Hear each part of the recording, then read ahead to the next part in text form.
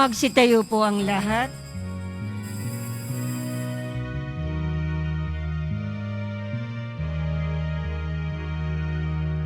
Panginoon ay purihin, ngalan niya ay dakilain.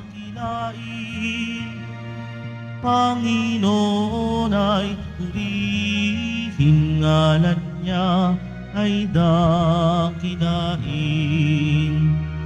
Panginoon, ikaw ang may likha ng langit, dagat at lupa, ng buwan, araw at mga bituin, tanang ilalang sa papawirin.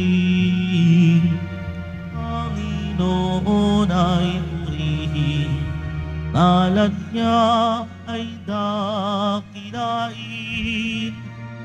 Panginoon ay purihin, ngalan niya ay dakilain. Ngalan niya ay dakilain.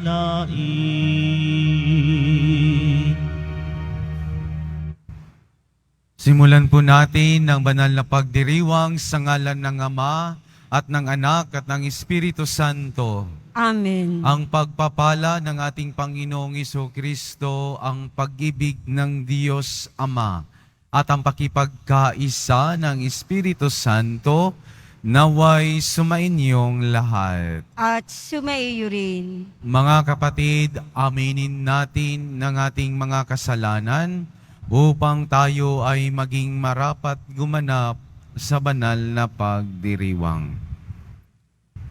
Inaamin ko sa makapangyarihang Diyos at sa inyong mga kapatid na luba akong nagkasala sa isip, sa salita at sa gawa, at sa aking pagkukulang.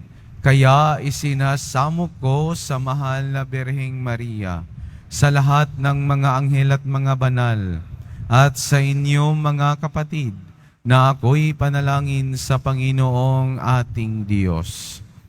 Kaawan tayo ng makapangyarihang Diyos. Patawarin tayo sa ating mga kasalanan at patnubayan tayo sa buhay na walang hanggan. Amen. Panginoon, kaawaan mo kami. Panginoon, kaawaan mo kami. Kristo, kaawaan mo kami. Kristo, kaawaan mo kami. Panginoon, kaawaan mo kami. Panginoon, kaawaan mo kami. Manalangin tayo. Ama naming makapangyarihan, itaguyod mo ang aming ginagampanan alinsunod sa iyong kalooban upang sa ngalan ng anak mong mahal, kami maging marapat magkaroon ng karagdagan sa aming paggawa ng mga kabutihan. Sa pamamagitan ni Jesucristo, kasama ng Espiritu Santo, magpasawalang hanggan. Amen. Magsiupo muna po ang lahat. Pagbasa mula sa ikalawang aklat ni Samuel. Noong mga araw na iyon, kinuha ni David ang kaban ng Diyos at dinala sa Jerusalem. Hindi pa man nakalalayo, nakaka-6 na hakbang pa lamang ang mga may dala ng kaban. Pinahinto na sila ni David at naghandog sila ng isang toro at isang pinatabang tupa. Isinuot ni David ang isang linong ephod at nagsayaw sa harapan ng Panginoon. Habang lumalakad ang mga Israelita, nagsisigawan sila sa tuwa at hinihipan ang mga trompeta.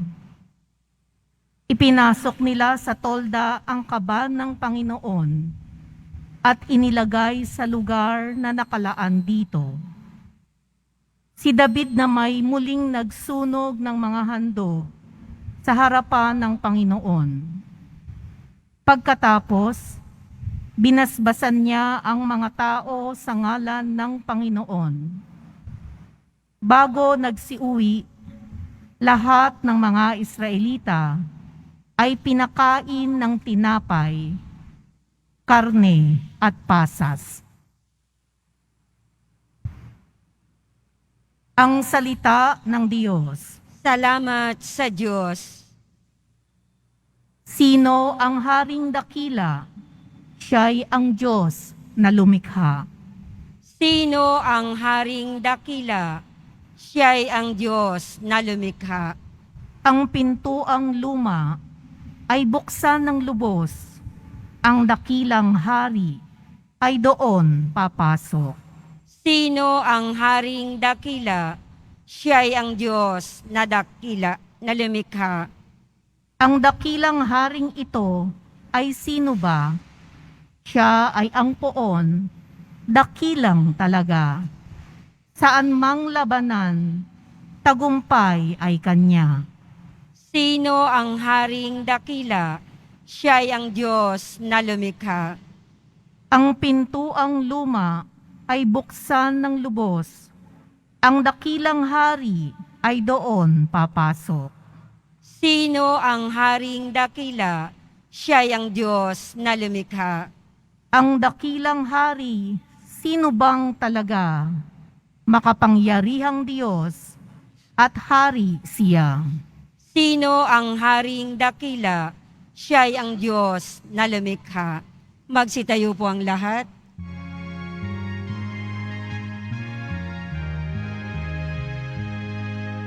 Alleluia,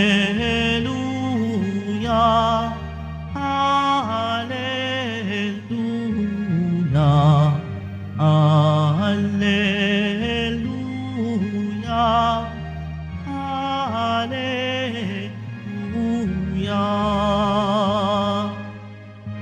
Papuri sa Diyos Ama, pagkat ipinahayag niya, hari siya ng mga aba. Alleluia, Alleluia, Alleluia, Alleluia.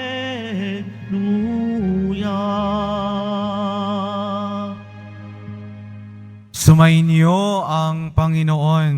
At sumaiyo rin. Ang mabuting balita ng Panginoon ayon kay San Marcos. Papuri sa iyo, Panginoon. Noong panahong yon, dumating ang ina at mga kapatid ni Jesus. Sila'y nasa labas ng bahay at ipinatawag siya.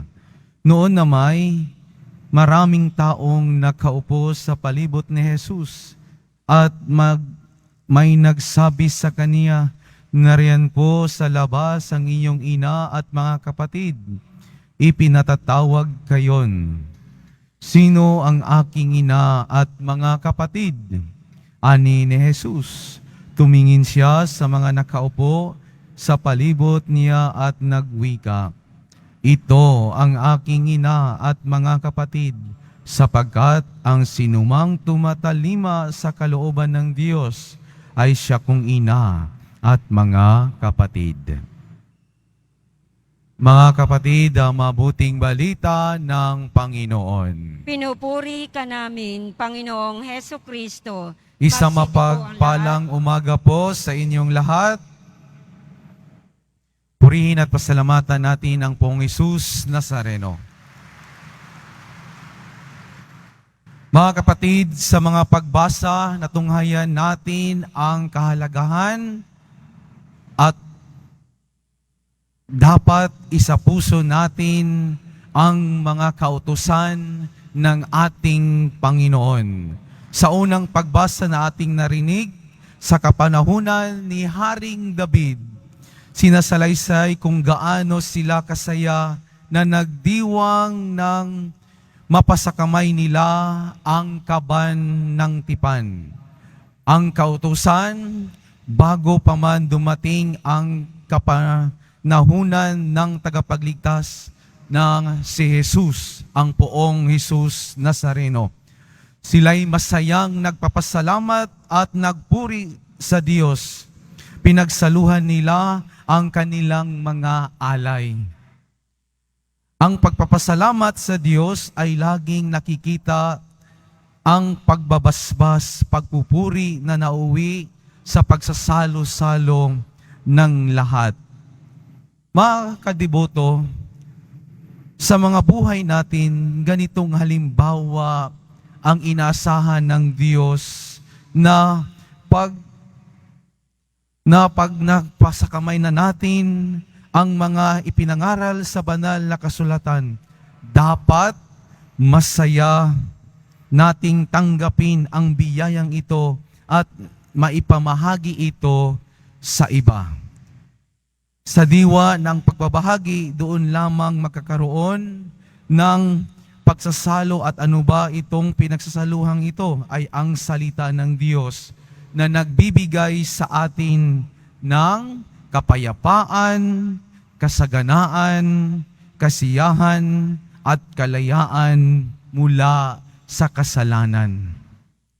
At sa Ebanghelyo naman po ay ipinahayag kung sino ba ang ina at mga kapatid na itinuturing ng ating Panginoon, kundi ang lahat ng mga tao na sumusunod sa kautusan, ito at ang halimbawa yon na ipinakita sa atin ng ating mahal na Birheng Maria, na ina ng ating Panginoon, na sa simula pa lamang ng kasaysayan ng kaligtasan ay may malaking ginampanan na papel sa pagsunod at gayon din ang mga apostoles ng ating Panginoon na iniwan ang kanya-kanyang sariling buhay upang sumunod kay Kristo.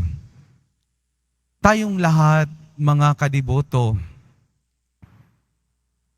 ay may karapatan na tawaging adopted children of God sa diwa ng sakramento ng binyag. Sa madaling salita, ang sinumang sumunod sa kautusan at maisabuhay ito ng may pag-ibig sa Diyos sa kapwa ay maituturing na mga anak ng Diyos. Katulad ng mga tao sa panahon ni Haring David na masayang ipinagdiriwang, pinagsaluhan ng mapasakamay nila, ang kautusang dapat maging ganun din ang ating pagtingin kaysa isipin ng mga kautusan ay sumisikli ng ating mga ninanais sa buhay. Bagkus, ito ay ang tunay na nagbibigay sa atin ng kalayaan sa pagkagapos sa kasalanan. Mga kapatid, mga kapwa ko kadiboto, ipanalangin natin na sa kabila ng mga hamon at pagsubok na binabata natin sa araw-araw, pagsumikapan natin na sundin at maging tapat tayo sa mga salita ng Diyos na nagbibigay sa atin ng gabay at inspirasyon sa buhay. Kaya po mga kapatid, napakabuti ng Diyos. Kaya pagsumikapan natin na binigay sa atin ng Diyos na mga kalakasan biyaya, sana tayo rin ay nagsusumikap na maging tapat sa kanyang mga utos at turo upang tayo ay kanyang pagpapalain. At sa huli, tayo ay karapat-dapat na tawaging na mga anak ng Diyos. Dahil tayo dito sa lupa, habang nabubuhay, ay nagsusumikap na maging tapat sa pagsunod sa mga kautusan at turo ng ating Panginoon. Dahil ang unang naging tapat sa atin at nanatiling tapat magpakailanman ang Diyos. Kaya tayo rin ay kanyang inanyayahan na maging tapat sa Kanya. Pagsumikapan po natin na sa kabila ng ating mga kahinaan, nandun yung ating pagsusumikap na maging tapat sa Kanya. Upang sa huli, tayo ay karapat-dapat na tawaging mga anak ng Diyos, ng ating Poong Jesus Nazareno. Amen. Magsitayo po ang lahat.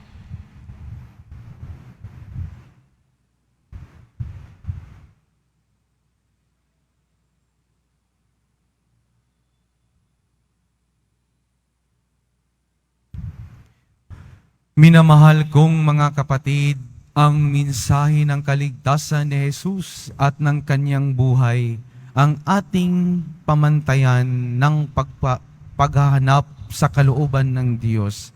Sa bawat panalangin ng ating itutugon, gawin mo kaming mga lingkod ng iyong kalooban. Gawin mo kaming mga lingkod ng iyong kalooban. Ang simbahan naway mamuhay sa diwa ng Ebanghelyo at laging hanapin ang kalooban ng Diyos. Manalangin tayo. Gawin mo kaming mga lingkod ng iyong kalooban. Ang ating pananampalataya naway mapalalim natin sa pamamagitan ng ating paglilingkod sa mga dukha, may kapansanan, at mga mahihina. Manalangin tayo. Gawin mo kaming mga lingkod ng iyong kalooban. Tayong lahat naway maging mga tunay na miyembro ng pamilya ng Diyos sa pagiging tapat sa kalooban ng Amang nasa langit. Manalangin tayo. Gawin mo kaming mga lingkod ng iyong kalooban. Ang salita ng Diyos naway gawin nating buhay sa pamamagitan ng pagsasabuhay nito sa lahat ng pagkakataon. Manalangin tayo. Gawin mo kaming mga lingkod ng iyong kalooban. Sa katahimikan, itaas natin sa Diyos sa lahat ng ating mga personal na kahilingan. Manalangin tayo sa Panginoon. Gawin mo kaming mga lingkod ng iyong kalooban. Panginoon, gawin mo kaming karapat-dapat na maging bahagi ng iyong pamilya sa pamagitan ng aming buhay, pananampalataya. Hinihiling namin ito sa pamagitan ni Kristong aming Panginoon. Amen. Magsiupo muna po ang lahat.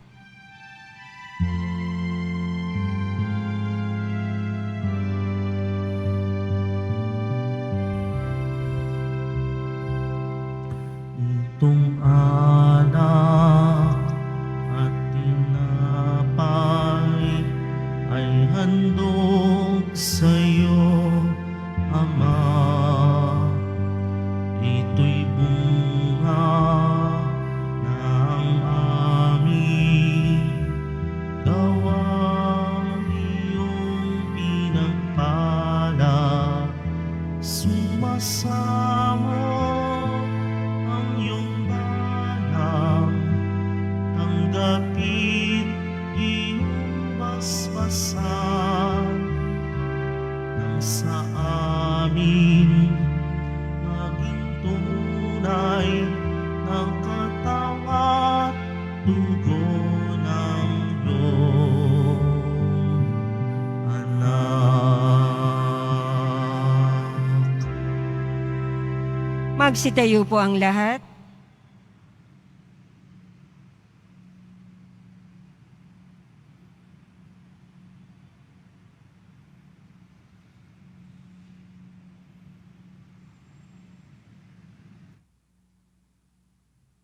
Manalangin kayo mga kapatid upang ang paghahain natin ay kalugdan ng Diyos sa mang makapangyarihan.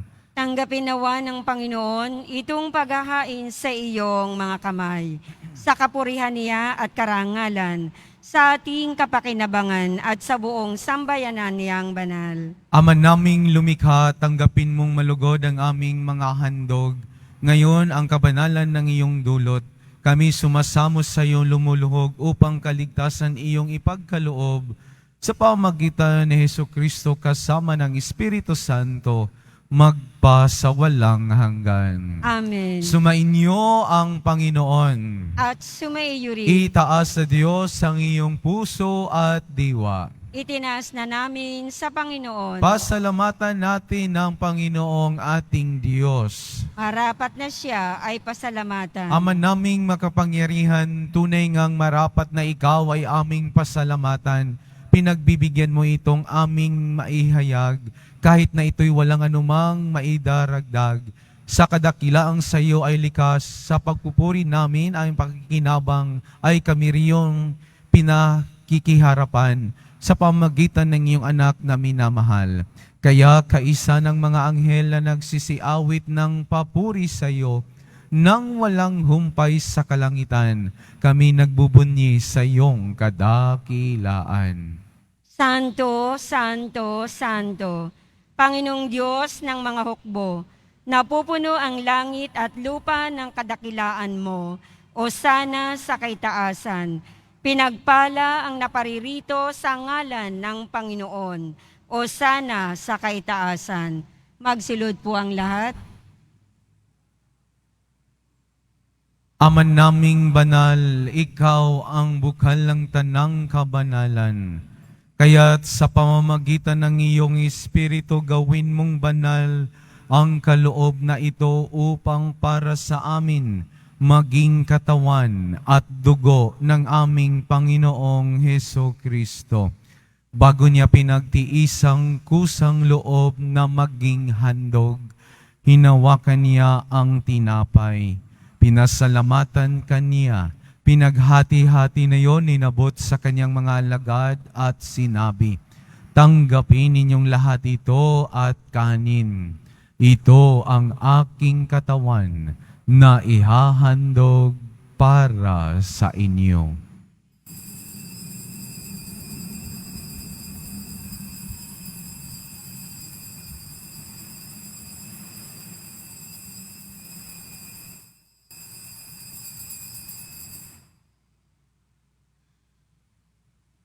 Gayon din naman nung matapos ang hapunan, hinawakan niya ang kalis. Muli kanyang pinasalamatan, inabot niya ang kalis sa kanyang mga alagad at sinabi, "Tanggapin ninyong lahat ito at inumin. Ito ang kalis ng aking dugo, ng bago at walang hanggang tipan. Ang aking dugo na ibubuhos para sa inyo at para sa lahat. Sa ikapagpapatawad ng mga kasalanan, gawin ninyo ito sa pag-alala sa akin."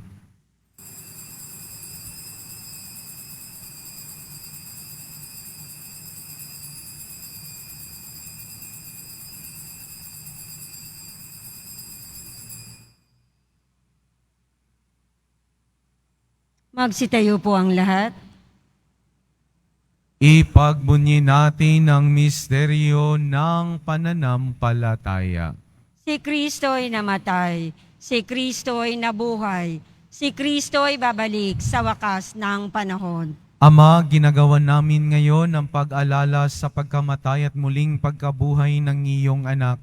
Kaya't inialay namin sa iyo ang tinapay na nagbibigay buhay at ang kalis na nagkakaloob ng kaligtasan. Kami nagpapasalamat dahil kami iyong minarapat na tumayo sa harap mo para maglingkod sa iyo. Isinasamo namin kami magsasalo-salo sa katawan at dugo ni Kristo ay mabuklod sa pagkakaisa sa pamagitan ng Espiritu Santo. Ama, lingapin mo ang iyong simbahang laganap sa buong daigdig.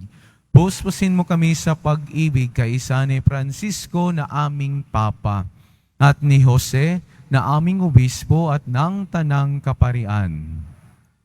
Alalahanin mo rin ang mga kapatid naming nahimlay nang may pag-asang sila'y muling mabubuhay, gayon din ang lahat ng mga pumanaw.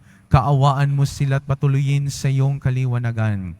Kaawaan mo at pagindapatin kaming lahat na makasalo sa iyong buhay na walang wakas, kaisa ng mahal na Birheng Maria na ina ng Diyos, ng kabiyak ng puso niyang si San Jose, kaisa ng mga apostol ni San Juan Bautista, at ng lahat ng mga banal na namuhay dito sa daigdig ng kalugod-lugod sa iyo, maipagdiwang nawa namin ang pagpupuri sa ikararangal mo sa pamagitan ng iyong anak na aming Panginoong Heso Kristo. Sa pamamagitan ni Kristo, kasama niya at sa Kanya, ang lahat ng parangal at papuri ay sa iyo, Diyos samang makapangyarihan kasama ng Espiritu Santo, magpa sa walang hanggan. Amen. Sa tagubilin ng mga nakagagaling na utos at turo ni Jesus na Panginoon natin at Diyos, ipahayag natin ang lakas loob. Ama namin, Sumasalangit sumasalangit ka. Sambahin ang ngalan mo. Mapasa amin ang kaharian mo, sundin ang loob mo dito sa lupa para nang sa langit. Bigyan mo kami ngayon ng aming kakanin sa araw-araw, at patawarin mo kami sa aming mga sala, para nang pagpapatawad namin sa nagkakasala sa amin. At huwag mo kaming ipahintulot sa tukso, at iadya mo kami sa lahat ng masama. Hinihiling namin kami adya sa lahat ng masama, pagkalooban ng kapayapaan araw-araw, iligtas sa kasalanan, at ilayo sa lahat ng kapahamakan. Samantalang aming pinananabikan ang dakilang araw ng pagpapahayag ng tagapagligtas naming si Heso Kristo.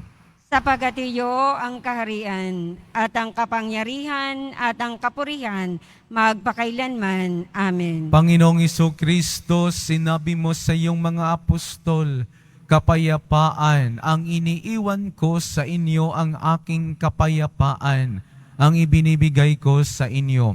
Tunghayan mo ang aming pananampalataya at tuwag ang aming pagkakasala. Pagkalooban mo kami ng kapayapaan at pagkakaisa ayon sa iyong kalooban, kasama ng Espiritu Santo, magpa sa walang hanggan. Amen. Ang kapayapaan ng Panginoon ay laging sumainyo. At sumaiyo rin. Magbigayan kayo ng kapayapaan sa isa't isa.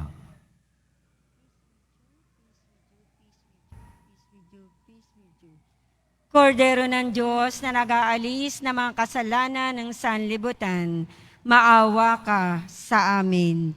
Kordero ng Diyos na nag-aalis ng mga kasalanan ng sanlibutan, maawa ka sa amin. Kordero ng Diyos na nag-aalis ng mga kasalanan ng sanlibutan, ipagkaloob mo sa amin ang kapayapaan. Magsulod po ang lahat.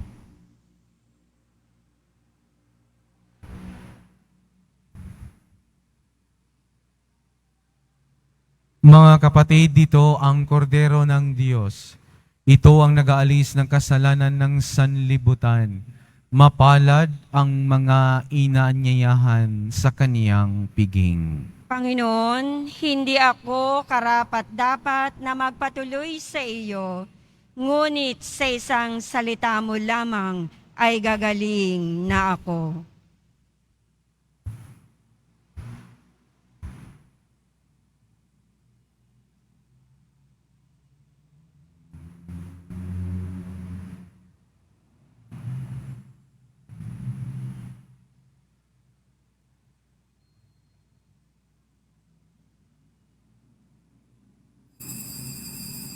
Para sa lahat ng tatanggap ng banal na komunyon, sasagot po tayo ng amen pagkasabi ng pari o ng lay minister ng katawan ni Kristo at isubo agad sa bibig bago umalis sa harapan ng pari o lay minister. Sumunod po tayo. Maraming salamat po.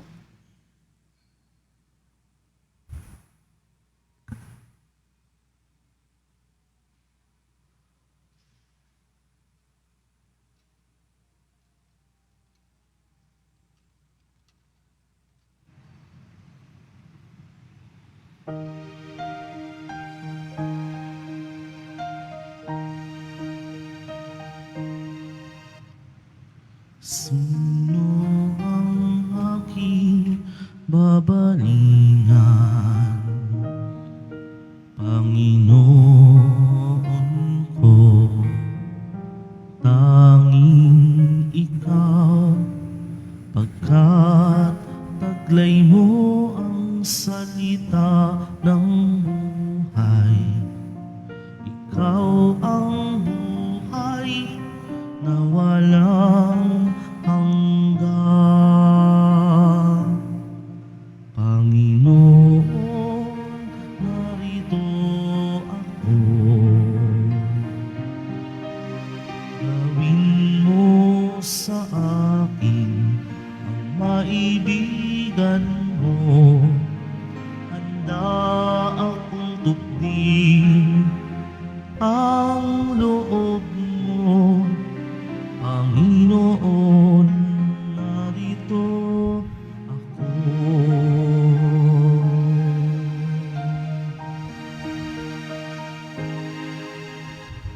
Sino ang aking babalingan? Panginoon ko, tanging ikaw, pagkat ika'y daan at katotohanan. Ikaw nga ang aking kaligtasan.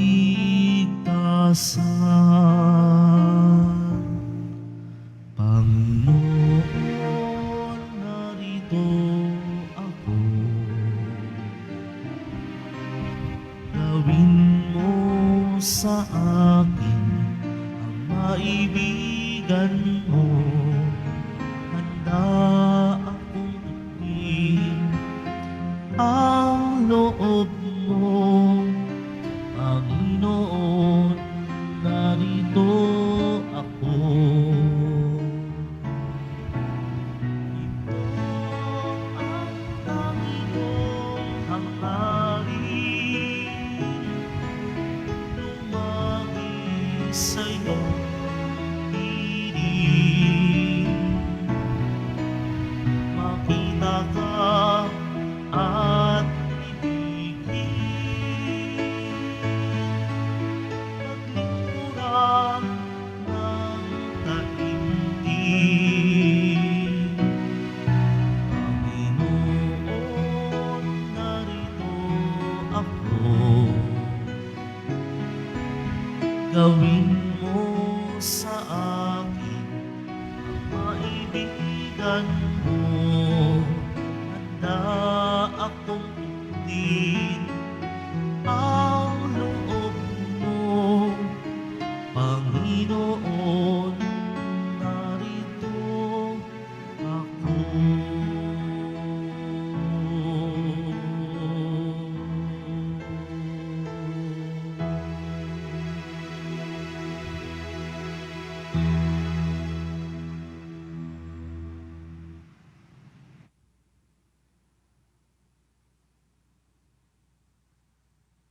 Announcement. Sa lahat po ng may mga lumang palaspas na ginamit noong linggo ng palaspas, maaari nyo na pong dalhin sa simbahan ang mga ito. Ito po ay susunugin sa darating na February 13, 2024, Martes, bago ang Miyerkules ng Abo sa February 24, 2024. February 14, 2024. Inihandog po ng simbahan ng Quiapo ang Nazareno Medalyon. Ito po ay nakakahalaga ng 20 pesos. Mabibili po pa rin po ang ating opisyal na imahe ng Jesus Nazareno. Ang mga size, ang large size ay nagkakahalaga ng 2,500 pesos. Ang medium size ay 1,000 pesos. At ang small size ay 600 pesos. Ang mga ito po ay mabibili lamang sa ating Parish Finance Office. Ang malilikom po na pondo ay gagamitin sa pagsasaayos ng ating Adoration Chapel at Baptistry. mga palaala sa mga nagsisimba. Pagkatapos ng misa, wiwisikan po ang lahat ng banal na tubig. Pinakikiusapan ng lahat na manatili lamang muna sa inyong mga lugar. Tanging sa Quezon Boulevard o Plaza San Juan lamang ang labasan ng lahat. Sumunod po tayo. Maraming salamat po sa inyong pagdalaw at pagsisimba sa Basilica Menor at Pambansang Dambana ni Jesus Nazareno. Magsitayo po ang lahat. Manalangin tayo. Ama naming mapagmahal, ipagkaloob mong sa aming pakikinabang sa iyong kagandahang loob na bumubuhay, lagi nawa naming maikarangal ang iyong pagpapalang sa aming ibinigay sa pamamagitan ni Jesucristo kasama ng Espiritu Santo magpasawalang hanggan. Amen. Sumainyo ang Panginoon. At sumaiyo rin. Mahal na poong Jesus Nazareno, ipinahayag mo sa pamagitan ng krus ang walang maliw na pag-ibig ng Diyos sa sangkatauhan. Pakinggan mo ang kahilingan ng iyong angkan na nagsusumamo sa iyo. Makantanawa nila ang iyong katugunan at tanggapin ang kasagutan ng may utang na loob na tinatanaw. Basbasan din po ninyo ang mga daladala nilang mga imahin at dasalan. Sa pamagitan ng bendisyon na ito, naway maalala nila ang mga pangako nila noon sa binyag na ikaw ang kanilang iibigin at paglilingkuran bilang Panginoon, magpasawalang hanggan. Amen. Pagpalain kayo ng makapangyarihang Diyos, Ama, Anak at Espiritu Santo. Amen. Humayo kayong taglayang kapayapaan ng poong Jesus Nazareno. Salamat sa Diyos.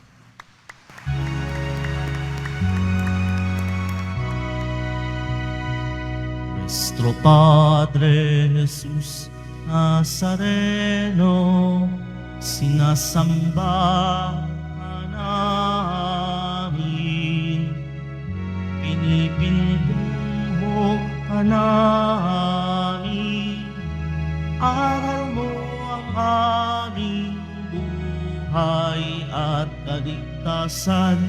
Nuestro Padre Jesus Nazareno, iligtas mo kami sa kasalanan. Ang krus mong kinamatayan ay sagisag ng aming kaligtasan. Nuestro Padre Jesus Nazareno, dinarangal ka namin. Nuestro Padre Jesus Nazareno, niluluwalhati ka namin. Nuestro Padre Jesus Nazareno, dinarangal ka namin. Nuestro Padre Jesus Nazareno,